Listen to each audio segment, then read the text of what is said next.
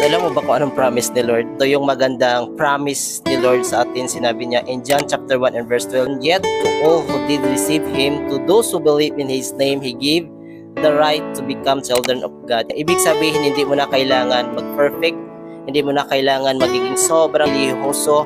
Ang kailangan lang ay tanggapin mo si Jesus Christ at maniniwala ka sa pangalan niya. Kapag ginawa mo, yun, God gives you a new identity. Hindi ka na basta tao lang sa mundong puno ng problema. Ikaw ay anak ng Diyos. At bilang anak, may access ka sa pagmamahal niya, sa protection niya, at sa grace na hindi mo na kayang bayaran. Maybe today feeling mo nag-iisa ka o parang walang kumakampi sa iyo. Pero tandaan mo, kapag kinatanggap mo si Jesus Christ, may ama ka sa langit na laging nandyan para sa iyo.